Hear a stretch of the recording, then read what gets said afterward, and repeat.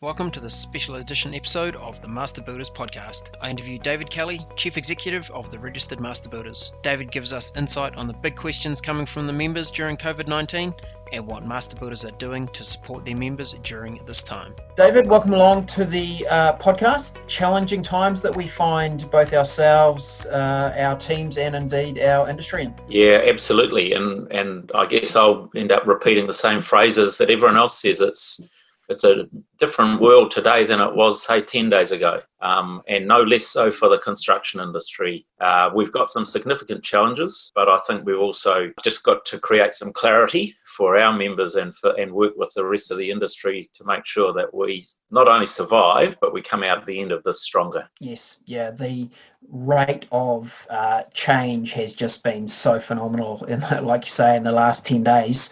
To think so many of your members were on site delivering buildings and construction and plans as per expected, and in the space of 10 days things have changed so dramatically. Yeah, absolutely they have. And so there's, I guess, the twin challenges of ensuring that the business is still getting the cash flow they need, which is probably the number one thing that we're getting through. And I can talk a bit more about that. But then the second part of that is planning for return and using this time as usefully as we can to think about what are our plans for the return, but also what are our plans for our businesses. That too often in the rush of everything we're doing, we don't get the time just to pause and think about where am I at. So this is an opportunity, if we try and look for the silver lining, for businesses and ourselves to be thinking about that. Yeah, absolutely. And maybe if we just touch on some things that are already in place. Obviously, the government has put in place wage subsidy.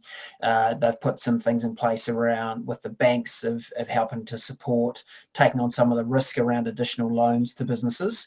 I don't think we need to use this podcast forum to go into the detail of those. If people are interested, they can go to the covid19.govt.nz website and get details on those things. I guess what we're most interested from you, David, to hear as members is how can Master Builders help us at this time? What are you working on? What's happening? Yes, indeed. Just on those government initiatives, though, we've also put out some summaries to try to, as much as we can, set out some easy-to-use guides. I know that quite a number of businesses have already, for instance, accessed the wage subsidies, and we've got to give a really positive tick to the government agencies. The turnaround time has been exceptionally good. So for any members who are not accessing it, please do that. It's a necessary thing, and it's something that will help your businesses. I guess in terms of what we're doing, so a number of fronts. The number one thing is really understanding the issues for our members, whether they're large commercial businesses or residential builders. Cash flow is king, as they say. So we're acutely aware that people are worried about cash flow, and a couple of things we are looking at there. One is we've got legal advice that we have or will be publishing on what people can do. So if we take the residential situation, what can people claim under RBC1? That's the residential building contract number one. Yes. Hazelton have given us some advice. So the legal position will be set out, but the critical thing will be not taking an overly legalistic approach. It's about communicating, talking with your client, and in many cases, I would hope that you can get agreement with your clients. But that's important so that you do know the legal position and you do think about how you ensure as much as you can that you're getting paid for the work that you have done already. The second thing is for commercial contractors, again, the concern there is what's the legal position about suspension of contracts. And there are a lot of legal opinions, but we think that the clear legal position is that commercial contractors can claim for extensions of time and for reasonable costs. And what we're expecting pretty soon from the government is that they give a directive to all the government agencies about how they should behave fairly and appropriately, and that's very encouraging, and we would hope that the private sector clients follow that. But that's one we're working very, very hard on, and working with others through the construction accord that I'll touch on a little bit later. The third thing I think is that advocacy to government. So you've talked about some of the initiatives the government's already taken. we are feeding through other ideas into government about what other financial support they can give to the construction industry. And to be fair, I think they're listening, and they want to know what they can do to help, because they recognise that the construction industry is critical for New Zealand's economy. Absolutely. And David, are you able to share at this point what some of those initiatives might be, or is it just too soon in the discussion with government? I guess I can talk at a high level without getting into the detail. So the critical forum that we're engaged with is the Construction Accord, and we've been engaged with the Accord right from day one. In fact, in some ways, we were part of the reason it was set up. It's really coming into its own at the moment. Government has got, as you can imagine, thousands of experts telling them what they should do, and it makes it incredibly hard for them. So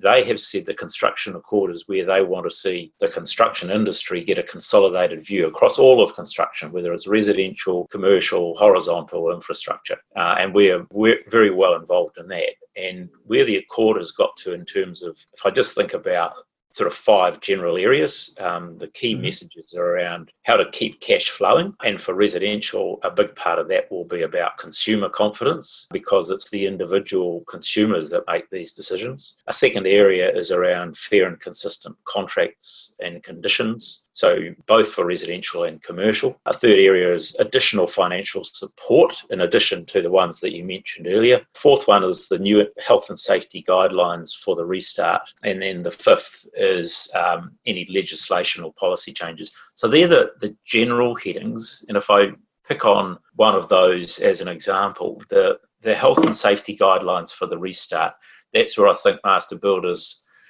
take the lead. Whether it's for residential or commercial, that's exactly the work that we are starting to do right now.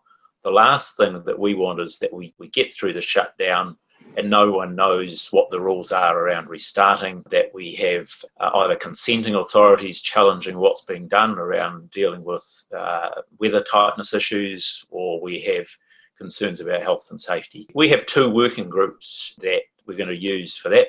The residential working group, which has got a really good representation across large residential and smaller residential.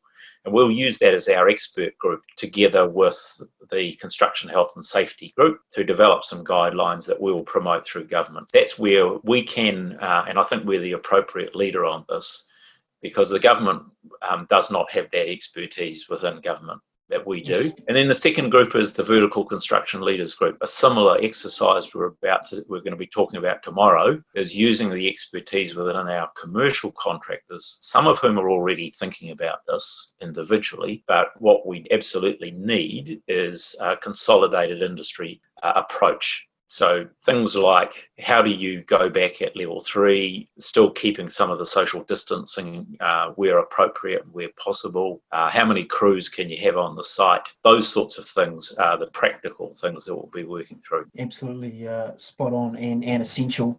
I think you're very correct in thinking we don't want to suddenly get to a change from level 4 to level 3 and then everyone's going, what do we do? So a great place for master builders to lead on that one. And in terms of members, if they were wanting to stay up to date, the best place for them to go would be the off-site website of Master Builders. Absolutely. That's where we'll be posting. And we've also seen a number of the members taking advantage of Elevate, the online learning platform for master builders. We've seen a good uplift. Strangely, whilst that comes with a lot of pressure and challenge this time, many of your members also have some time, which is always one of their challenges. So we've seen some good uplift in people taking the time to take some of the courses, bring their team members in, and have them access some of that learning resource that you're providing to members as well. Yeah, and I think that's really encouraging, and be good to see even more uptake. And just reminding our members that it is free for access to that. It's a great resource, but it's also something that their team members can use for free as well. Yes. So if you've got team members who it's hard to find a productive use for at the moment, then do that learning right now. Spot on. David, is there anything else you'd like to cover off for the members at the moment? Or is it about, you've given us some good insight to how you're connecting with government, doing the advocacy using the construction accord? Is it about you and the other leadership team members at Master Builders getting stuck on with that?